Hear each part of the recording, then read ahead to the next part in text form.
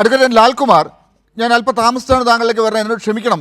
ഇന്നിപ്പോൾ നുസൂർ വന്ന് ചില കാര്യങ്ങൾ പറയുമ്പോൾ അത് ഹൈക്കമാൻഡുമായി ബന്ധപ്പെട്ട് വളരെ ഗൗരവമുള്ള ചില കാര്യങ്ങൾ അദ്ദേഹം പറയുമ്പോൾ തിരുവനന്തപുരം നിയമസഭാ സീറ്റുകളുമായി ബന്ധപ്പെട്ടൊക്കെ നടക്കുന്ന ചില കാര്യങ്ങളെക്കുറിച്ച് അദ്ദേഹം പറയുമ്പോൾ അത് പൂർത്തിയാക്കാൻ അദ്ദേഹത്തിന് അവസരം കൊടുക്കേണ്ടി വന്നു. അതാണ് താങ്കളിപ്പോൾ ഇത് കേട്ടല്ലോ.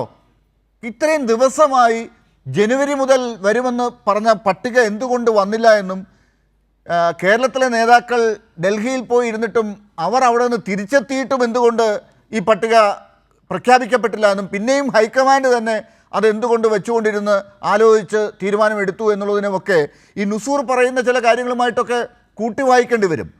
അതൊക്കെ ജനങ്ങൾക്കും സാധാരണ കോൺഗ്രസ് പ്രവർത്തകർക്കും ദഹിച്ചാലും ഇല്ലെങ്കിലും ഇവിടെ ഇന്നിപ്പോൾ നിലവിളിക്കുന്ന സീറ്റ് കിട്ടാതെ ദുഃഖം ഉള്ളിലൊതുക്കി മുന്നോട്ട് പോകേണ്ടി വരുന്ന ദീപ്തിയെപ്പോലെ നമ്മുടെ സുഹൃത്തുക്കളായിട്ടുള്ള ദീപ്തിയും ജോസഫ് വാഴക്കിനുമൊക്കെ എന്താണപ്പോൾ ഇത്രയും കാലം ഈ കോൺഗ്രസിന് വേണ്ടി ചെയ്തുകൊണ്ടിരുന്നത് നമുക്ക് ചോദിക്കേണ്ടി വരില്ല. അത് ജയിച്ചാലും തോറ്റാലും അവർക്ക് സീറ്റ് പോലും കൊടുക്കുന്ന കാര്യത്തിലൊരു മാന്യത പുലർത്താതെ എന്തുകൊണ്ട് ഹൈക്കമാൻഡ് ഇങ്ങനെ പെരുമാറി എന്നതിന് ഉത്തരമുണ്ടോ അഡ്വക്കേറ്റ് ലാൽകുമാർ?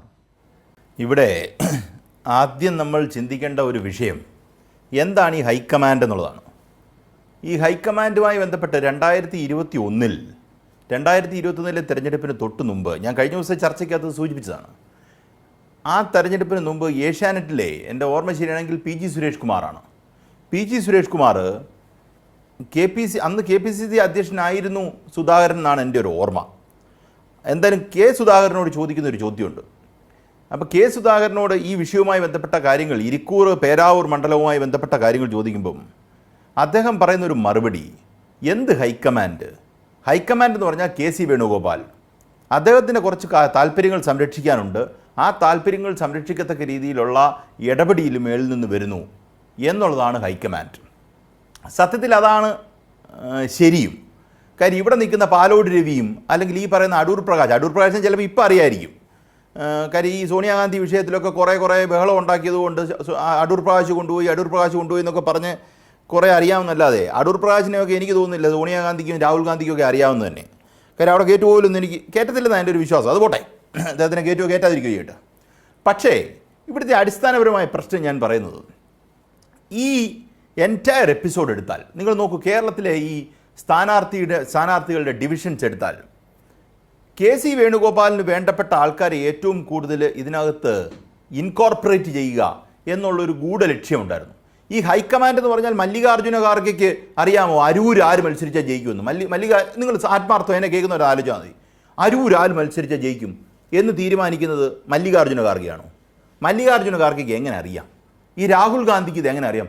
ഇവിടെ ദാണ്ട് ഏറ്റുമാനൂർ എന്ന് പറഞ്ഞൊരു മണ്ഡലമുണ്ട്, അവിടെ ജോസഫ് വാഴക്കൻ എന്ന് പറഞ്ഞൊരാളുണ്ട്. ആ ജോസഫ് വാഴക്കിന് പകരം ഇപ്പുറത്ത് നാട്ടകം സുരേഷുണ്ട്. ഇതിനകത്ത് നോക്കിക്കഴിഞ്ഞാൽ ശക്തൻ ആരാണെന്ന് കണ്ടുപിടിക്കുന്നത് ആരാ? ഹൈക്കമാൻഡ് ആരാ? രാഹുൽ ഗാന്ധി, സോണിയാഗാന്ധി, ഈ പറയുന്ന ഖാർഗെ. ഇത് കേൾക്കുന്ന കോമൺ സെൻസ് ഉള്ളവർക്ക് മനസ്സിലാകത്തില്ലേ? ഇവിടെ ഇരുന്ന് തർക്കിക്കുന്നതിന് പകരം വിമാനം പിടിച്ച് ഡൽഹി പോയിരുന്ന് VD സതീശനും KC വേണുഗോപാലും കൂടെ ഇവരുടെ മുന്നിലിരുന്ന് തർക്കിച്ചു എന്നുള്ളതാണ് യാഥാർത്ഥ്യം. അല്ലെങ്കിൽ ആലോചിച്ച് നോക്ക്, ഇപ്പോൾ കണ്ണൂർ മണ്ഡലത്തിൽ ആരാണ് ശക്തൻ എന്ന് ചോദിച്ചാൽ ചിലപ്പോൾ പറയാൻ പറ്റുമായിരിക്കും. കാര്യം അദ്ദേഹം ഈ സുധാകരൻ കുറേ നാളായിട്ട് കണ്ണൂർ എന്ന് പറയുന്നത് കൊണ്ട് ചിലപ്പം രാഹുൽ ഗാന്ധിക്ക് ചിലപ്പോൾ അറിയായിരിക്കും. ബാക്കി ഈ തിരുവനന്തപുരത്തുള്ളവരെയും ഈ ബാക്കിയുള്ളവരൊക്കെ ഇവർക്കൊക്കെ ആർക്കറിയാമെന്ന് പറയുന്നത്? കേരളത്തിൽ വോട്ട് ചെയ്യുന്നവർക്ക് അറിയത്തില്ല ഇവരൊന്നും. അപ്പോഴാണ് ഇനിയും രാഹുൽ ഗാന്ധി അറിയാൻ പോകുന്നത്. രാഹുൽ ഗാന്ധി ഇങ്ങനെ വെള്ളരെ വെച്ച് ചാർട്ട് വെച്ച് വരച്ച് ഇവരെ കണ്ടുപിടിച്ചു. ഇതൊക്കെ കേൾക്കുന്നത് വെറും മണ്ടന്മാരാണെങ്കിൽ മാത്രമേ ഇത് വിശ്വസിക്കത്തുള്ളൂ. ഈ VD സതീശനൊക്കെ പറയുന്നത് കേട്ട് കഴിഞ്ഞാൽ അതവിടെ നിൽക്കട്ടെ.